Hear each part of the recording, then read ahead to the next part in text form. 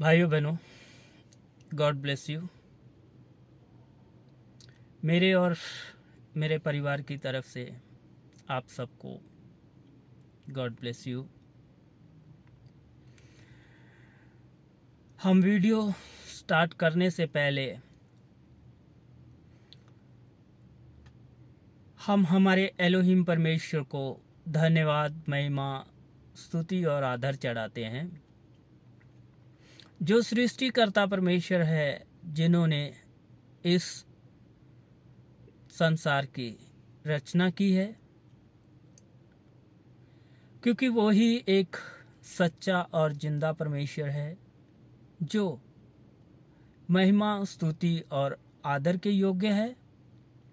हम उनको कोटि कोटि धन्यवाद, महिमा, स्तुति और आदर चढ़ाते हैं। आमीन। तो भाइयों बहनों, हम ज़्यादा समय ना वेस्ट करते हुए हमारे टॉपिक की तरफ बढ़ते हैं। मेरा आज का टॉपिक है स्वर्गीय परिवार और सांसारिक परिवार। भाइयों बहनों, स्वर्गीय परिवार जो है और सांसारिक परिवार जो है, एक प्रतिरूप और छाया है। सांसारिक परिवार स्वर्गीय परिवार का प्रतिरूप और छाया है।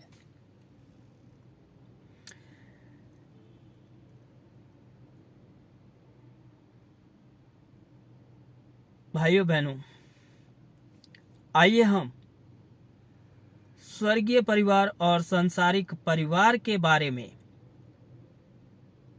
पढ़ें। सांसारिक परिवार व्यवस्था स्वर्गीय परिवार का व्यवस्था प्रतिरूप और छाया है। उनमें से सांसारिक परिवार भी स्वर्गीय परिवार का प्रतिरूप और छाया है। भाइयों बहनों, हम आइए बाइबल के द्वारा इसकी पुष्टि करेंगे कि बाइबल हमें क्या सिखाती है। सबसे पहले हम इब्रानियों की किताब में जाएंगे। इब्रानियों अध्याय 8 देखेंगे।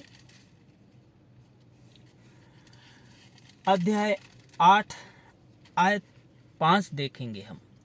मैं पढ़ूंगा। वे स्वर्ग में की वस्तुओं के प्रतिरूप और प्रतिबिंब की सेवा करते हैं। जैसे जब मूसा तंबू बनाने पर था तो उसे ये चेतावनी मिली, देख जो नमूना तुझे पहाड़ पर दिखाया गया था उसके अनुसार सब कुछ बनाना। तो भाइयों बहनों, यहाँ पे हमें बाइबल सिखा रही है कि जो कुछ मूसा को पहाड़ पर, पर्वत पर दिखाया गया, उसी के स्वरूप के अनुसार मूसा को चेतावनी दी गई कि वैसा ही बनाना। नमूना दिखाया गया था मूसा को, तो मूसा ने वैसा ही बनाया जैसा कि लिखा गया है बाइबल में। मूसा ने वैसा ही किया था। तो भाइयों बहनों,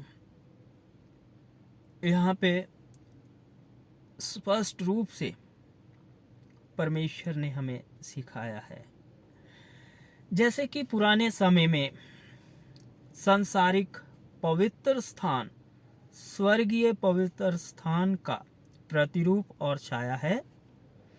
हमें स्वर्गीय पवित्र स्थान को समझने के लिए जो अदृश्य है, जिसे हम देख नहीं सकते,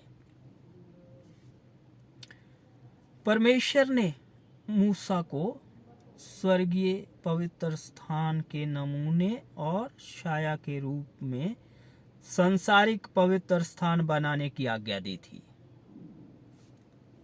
आप समझ सकते। तो भाइयों बहनों, ये हमें स्पष्ट रूप से सिखाया गया है कि परमेश्वर ने जैसे मूसा को आज्ञा दी थी वैसे ही मूसा ने किया। परमेश्वर की यही इच्छा पृथ्वी की परिवार व्यवस्था में भी समाई गई है। परमेश्वर की यही इच्छा पृथ्वी की परिवार व्यवस्था में भी समाई गई है।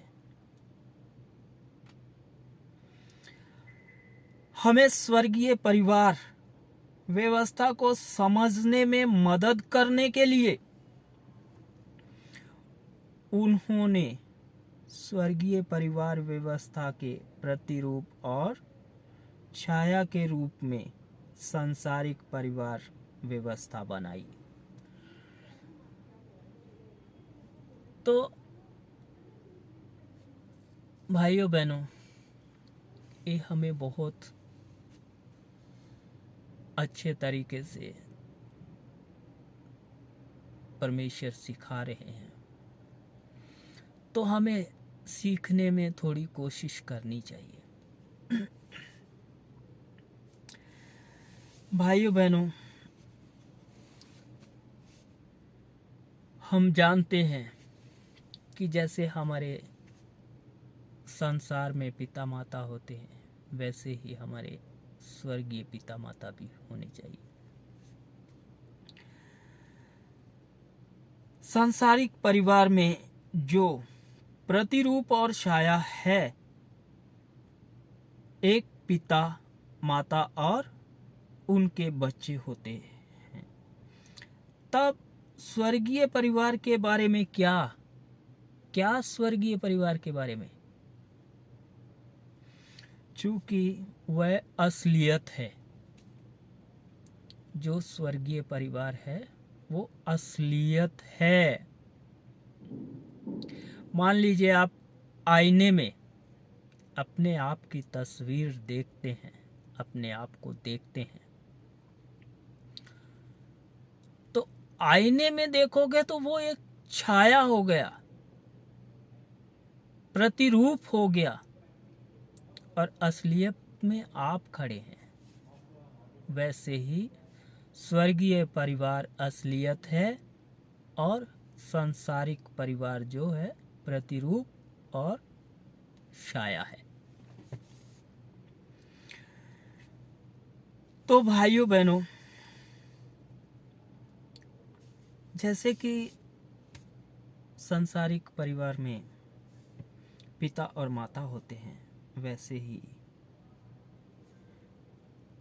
आत्मिक परिवार में, स्वर्गीय परिवार में भी पिता माता होने चाहिए।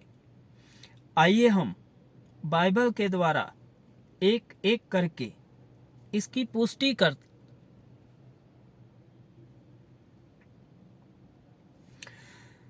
स्वर्गीय परिवार के सदस्य, परिवार के सदस्यों में से आइए हम सबसे पहले पिता के बारे में सोचें। हम जाएंगे इब्रानियों की किताब अध्याय 12 आयत 9 देखेंगे। मैं पढ़ूंगा। फिर जब कि हमारे शारीरिक पिता भी हमारी ताड़ना किया करते थे और हमने उनका आदर किया, तो क्या आत्माओं के पिता के और भी अधीन ना रहे जिससे हम जीवित रहें। भाइयों बहनों, यहाँ पे शब्द जो क्या तो क्या आत्माओं के पिता के और भी अधीन ना रहें जिससे हम जीवित रहें। भाइयों बहनों, ये नोट करने वाली बात है, क्योंकि यहाँ पे बहुत महत्वपूर्ण शब्द दिया है। बाइबल सिखाती है कि जैसे हम शारीरिक पिता का आदर करते हैं, वैसे हमें आत्माओं के पिता के अधीन रहना चाहिए, क्योंकि सांसारिक परिवार स्वर्गीय परिवार की छाया है। जैसे सांसारिक परिवार में पिता होता है, स्वर्गीय परिवार में आत्माओं के पिता है। तो भाइयों बहनों, यीशु मसीह ने हमें हमारे आत्माओं के पिता के बारे में बताया, जो स्वर्गीय परिवार के सदस्य हैं। हम जाएंगे मत्ती की किताब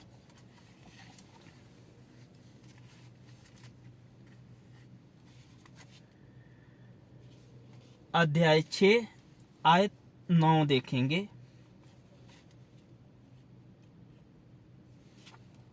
मैं पढ़ूंगा।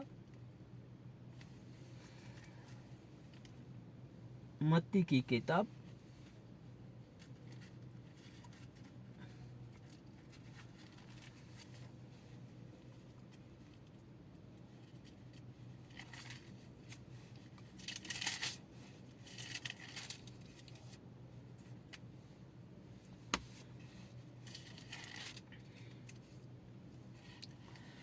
मैं पढ़ता हूं। मत्ती की किताब अध्याय 6 आयत 9। अब तुम इस रीति से प्रार्थना किया करो, हे हमारे स्वर्गीय पिता, तू जो स्वर्ग में है, तेरा नाम पवित्र माना जाए। तो भाइयों बहनों, यहाँ पे क्या बता रहे परमेश्वर हमें? हमारे स्वर्गीय पिता के बारे में बता रहे हैं। तुम इसी रीति से प्रार्थना किया करो, हे हमारे पिता जो तू स्वर्ग में है। यहाँ बाइबल स्पष्ट रूप से हमें सिखा रही है कि हमारे स्वर्गीय पिता है। जैसे हमारे सांसारिक पिता है, शारीरिक पिता है, वैसे ही हमारे आत्मिक पिता, स्वर्गीय पिता भी है। तो भाइयों बहनों, यहाँ बहुत ही अच्छा लगता है हमें पढ़ने के लिए, क्योंकि जैसे हम समझते हैं वैसा है नहीं,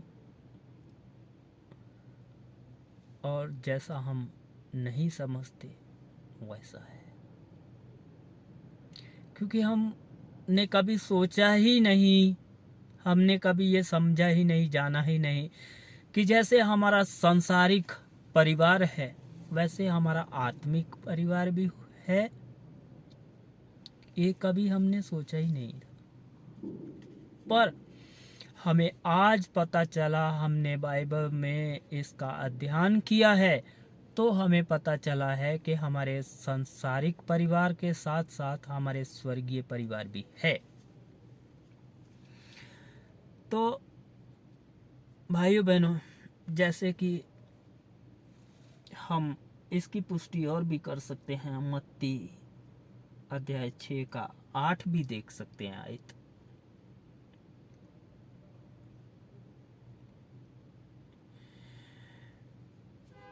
हम एक बार इसको भी पढ़ेंगे कि आयत 8 क्या बता रही है। क्या सिखाती है। मैं पढ़ता हूँ।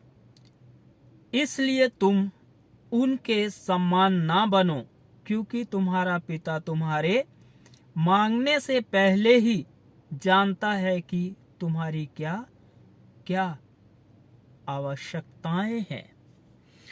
तो यहाँ पे परमेश्वर हमें बताते हैं कि हमारे मांगने से पहले ही हमारे जो स्वर्गीय पिता है वो जानते हैं कि हमें किस चीज़ की ज़रूरत है। इसके लिए हमें ज़्यादा सोचने की ज़रूरत नहीं है कि हम क्या खाएंगे, क्या पिएंगे, क्या पहनेंगे। हमारा जो स्वर्गीय पिता है वो सब जानता है। तो भाइयों बहनों, अब हम समझ सकते हैं कि हमें ये सब, तो भाइयों बहनों, स्वर्गीय परिवार में आत्मिक पिता के बारे में तो हमको पता चल गया। जैसे कि हम शब्द बोलते हैं, कुछ हमने बोला, उसको क्या बोलते हैं, हमने ये शब्द बोला या हमने ये वर्ड बोला, तो शब्द पिता में यह अर्थ है कि उसके पास बच्चे भी होने चाहिए। सांसारिक परिवार में जो प्रतिरूप और छाया है, पिता और बच्चे होते हैं, और बच्चे एक दूसरे को भाई बहन कहते हैं।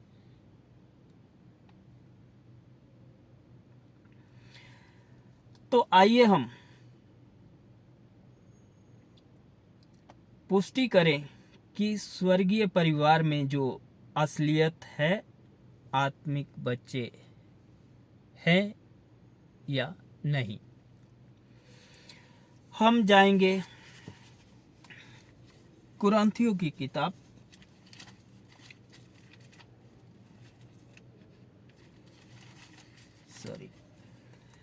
दूसरा कुरिन्थियों अध्याय 6 का 17 से 18 देखेंगे। मैं पढ़ूंगा। इसलिए प्रभु कहता है, उनके बीच में से निकलो और अलग रहो, और अशुद्ध वस्तुओं को मत छुओ, तो मैं तुम्हें ग्रहण करूंगा, और मैं तुम्हारा पिता होऊंगा, और तुम मेरे बेटे और बेटियां होंगे। ये सर्वशक्तिमान प्रभु परमेश्वर का वचन है। तो भाइयों बहनों, यहाँ पे स्पष्ट रूप से परमेश्वर ने बता दिया कि मैं तुम्हारा पिता होऊंगा और तुम मेरे बेटे और बेटियां होंगे। तो भाइयों बहनों, अब यहाँ पे हम एकदम स्पष्ट रूप से समझ सकते हैं। तो अभी हमको हमारे स्वर्गीय पिता के बारे में पता चला है कि हमारा स्वर्गीय पिता है। तो हमें अभी स्वर्गीय माता के बारे में भी जानने की जरूरत है, क्योंकि केवल पिता से परिवार नहीं बनता, बच्चों से परिवार नहीं बनता। केवल एक पिता और उसके बच्चे से बनता है। समझ सकते भाइयों बहनों? तो क्या एक परिवार केवल एक पिता और बच्चे से बनता है? मैं समझता हूं नहीं बनता। चूंकि बच्चे होते हैं, वहां माता होनी चाहिए जो बच्चों को जन्म देती है। भाइयों बहनों, केवल पिता और बच्चों से परिवार नहीं बनता, वहां माता भी होनी चाहिए जो बच्चों को जन्म देती है। तो भाइयों बहनों, चूँकि सांसारिक परिवार में जो प्रतिरूप और छाया माता होती है, छाया है, माता होती है, बिना माता के बच्चे पैदा नहीं हो सकते। इसके लिए भाइयों बहनों, अगर हमें बाइबल ने सिखाया है कि हमारा स्वर्गीय पिता है, तो हमारी स्वर्गीय माता भी होनी चाहिए। इसके बारे में हम पुष्टि करेंगे।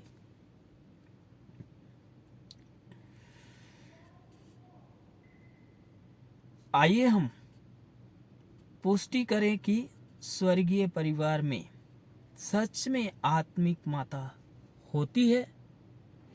हम जाएंगे गलातियों की किताब अध्याय 4 आयत 26 देखेंगे। मैं पढ़ूंगा।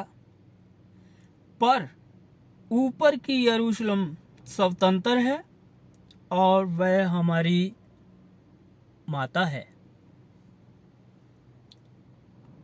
ऊपर की यरूशलेम कौन है? ऊपर की यरूशलेम कौन है? यहां पर हमारी माता है। ऊपर की यरूशलेम हमारी माता है।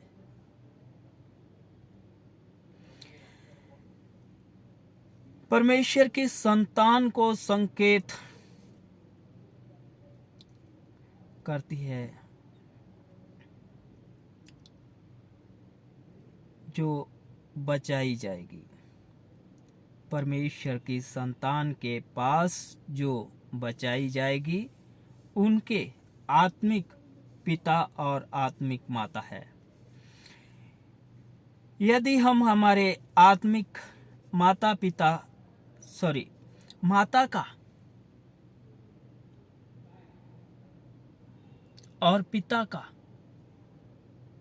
पिता को तो हम मानते ही मानते हैं, सब लोग मानते हैं पिता को। बाइबल में जो ईसाई लोग हैं वो पिता को मानते हैं, पर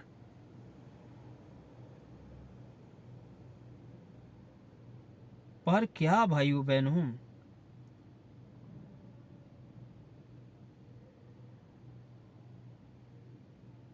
पर क्या आप समझ सकते हैं? पर क्या? यदि हम हमारी आत्मिक माता का इनकार करें, हम कभी भी हमारी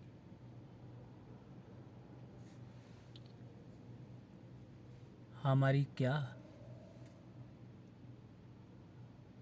हम अगर हमारी आत्मिक माता का इनकार करें तो हम कभी भी बचाए नहीं जा सकते।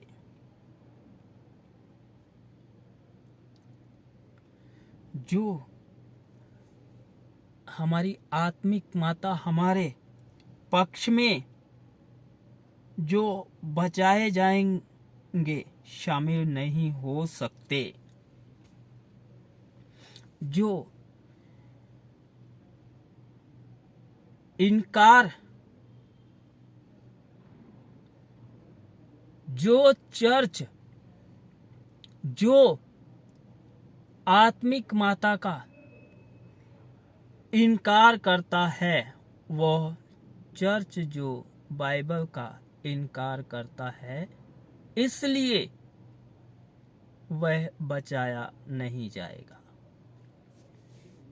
जैसे सांसारिक परिवार में बच्चे अपनी माता से जीवन पाते हैं, आत्मिक बच्चे आत्मिक माता पर विश्वास करने से अनंत जीवन प्राप्त करते हैं।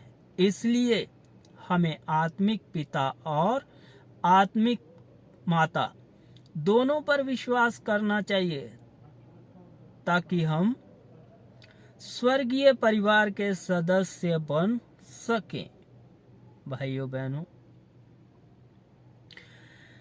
तो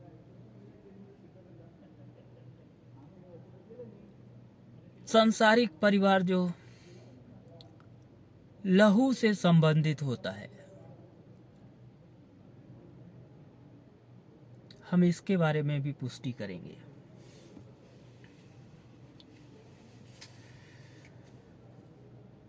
तब हम कैसे स्वर्गीय परिवार के सदस्य बन सकते हैं? परिवार लहू से संबंधित होता है।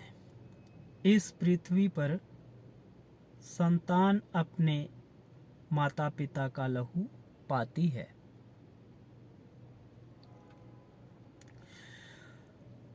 उसी तरह से जब हम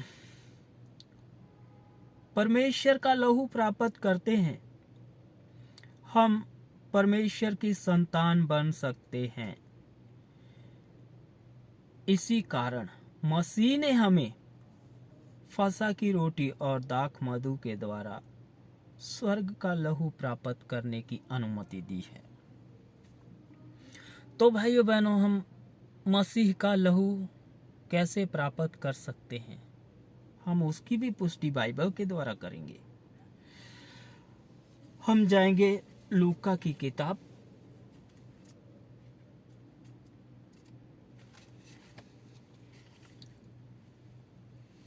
हम लूका की किताब अध्याय 22 का 20 देखेंगे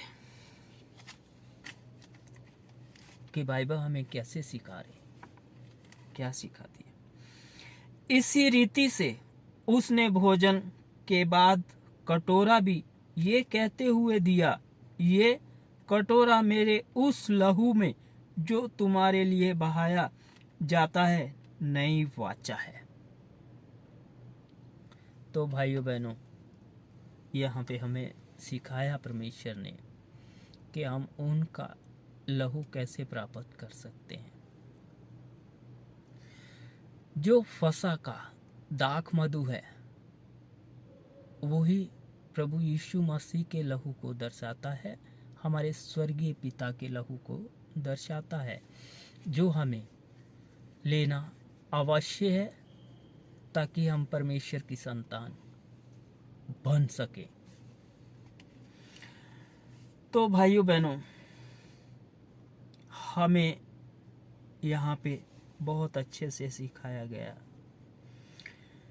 यीशु का लहू किसे संकेत करता है। वह फसह का दाख मधु है। फसह के द्वारा हम स्वर्गीय माता पिता का लहू पा सकते हैं। जब हम फसह मनाते हैं, हम परमेश्वर को पिता माता कह सकते हैं।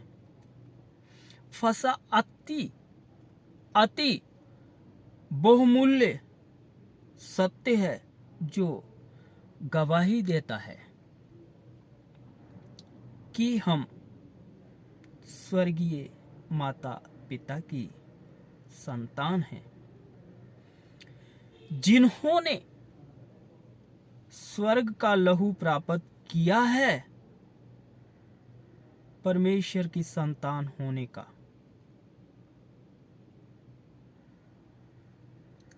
गर्व पाया है।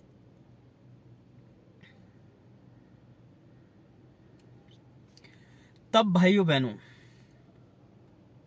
परमेश्वर की संतान होने का मतलब क्या है? परमेश्वर की संतान होने का मतलब क्या है? इसका मतलब है कि हम परमेश्वर के बोलने जा रहा हूं, पूरा बोलूंगा, वारिस के रूप में अनंत स्वर्ग के राज्य को प्राप्त करते हैं। भाइयों बहनों,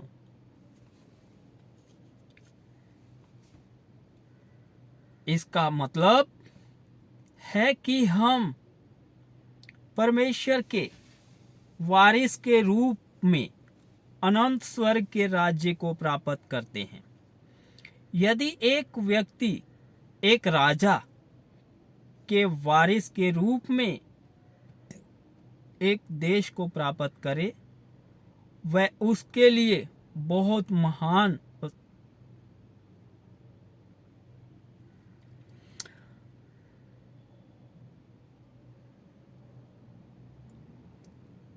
भाइयों बहनों, आप समझ सकते हैं कि यदि एक राजा के वारिस के रूप में एक देश को प्राप्त करता है तो उसके लिए कितना सम्मान की बात है, कितना गर्व की बात है। तो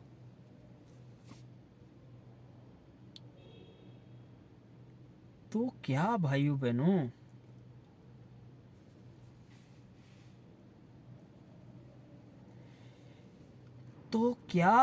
बहनों, समझ सकते हैं मैं क्या बोलना चाह रहा हूं? वह उसके लिए बहुत सम्मान की बात होगी। हालांकि बाइबल का कहना है कि हम पूरे ब्रह्मांड के राजा परमेश्वर के वारिस हैं।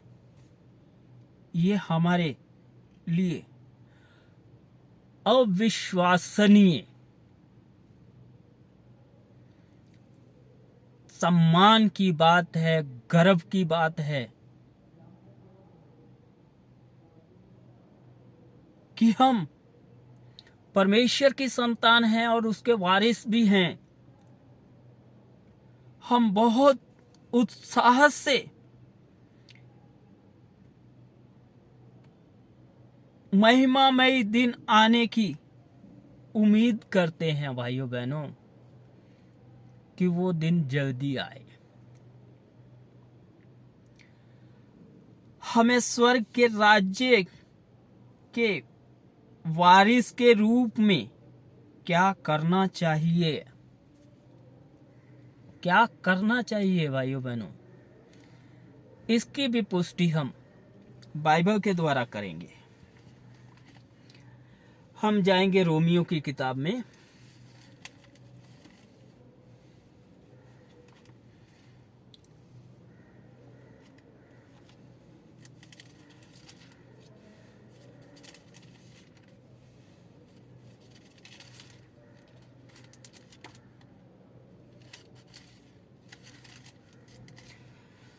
रोमियो की किताब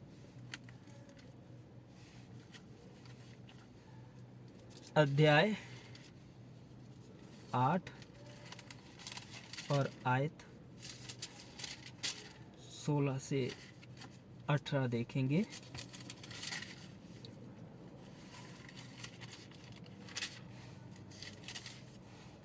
सॉरी, थोड़ा टाइम लग रहा है।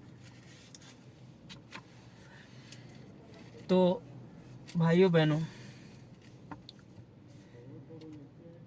हम रोमियो की किताब अध्याय 8 आयत 16 से 18 देखेंगे। मैं पढ़ूंगा।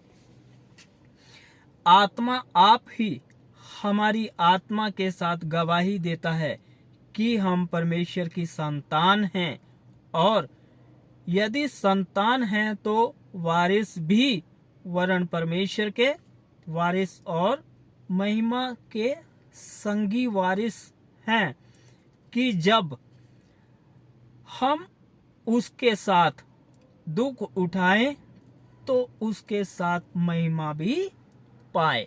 आमीन। तो भाइयों बहनों,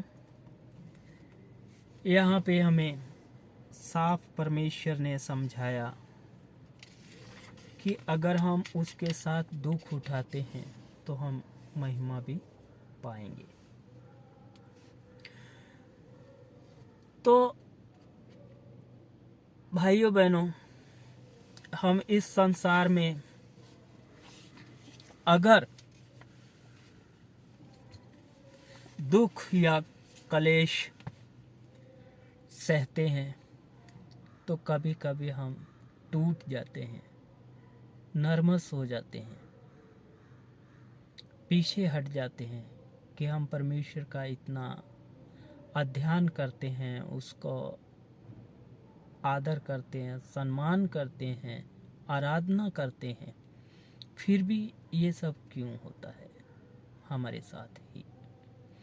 पर भाइयों बहनों, मैं एक ही चीज़ बताना चाहता हूँ कि जब हम उसके साथ दुख उठाएं तो उसके साथ महिमा भी पाएंगे, क्योंकि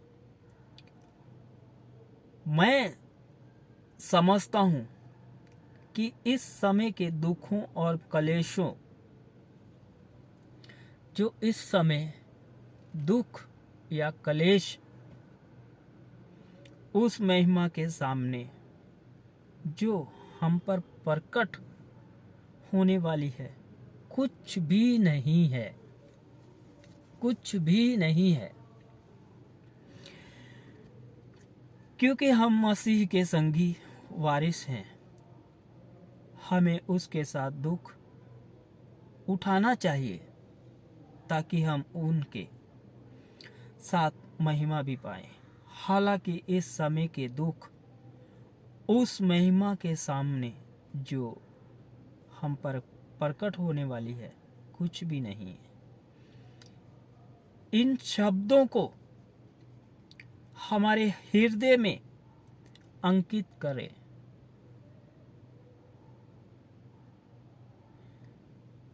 आइए हम सोचें कि हम इस कठिन समय से गुजर रहे हैं, भले ही हम अत्याचार या कठिनाइयों का सामना कर रहे हैं। स्वर्ग की महिमा को देखते हुए आइए हम सभी कठिनाइयों का सामना करें। हम स्वर्गीय पिता और माता की संतान हैं, इसलिए हमारा जीवन संसार के लोगों के जीवन से अलग होना चाहिए। भले ही वह कठिन है, परमेश्वर के वारिस के रूप में आइए हम साहस और दृढ़ विश्वास के साथ प्रतिष्ठा को संभाले रखते हुए परमेश्वर को धन्यवाद, महिमा, स्तुति और आदर चढ़ाएं। भाइयों बहनों, मैं आज का टॉपिक यहाँ समाप्त करना चाहता हूँ, क्योंकि बहुत लंबा समय हो गया, बहुत लंबा वीडियो हो गया है। तो भाइयों बहनों, मेरा आपसे बार बार एक ही निवेदन है। मैं आपसे हाथ जोड़कर प्रार्थना करता हूँ, विनती करता हूँ, कृपया केवल आप बाइबल पे ही विश्वास कीजिए। चाहे कितने भी पास्टर, पादरी आपको कुछ भी आके समझाएं या कुछ भी आपको उल्टा सीधा इसका मतलब निकाल के बताएं, मेरा आपसे एक ही निवेदन है कृपया आप बाइबल पे ही विश्वास कीजिए। और बाइबल ही बुद्धि का भंडार है। आपको इसी बाइबल में से ही बुद्धि और ज्ञान मिलेगा। भाइयों बहनों, मेरी आपसे एक रिक्वेस्ट है, अगर आपको मेरा वीडियो 100 में से 1% भी अच्छा लगा हो, कुछ समझ में आया हो, तो कृपया लाइक और सब्सक्राइब कीजिए, ताकि आपकी सहायता से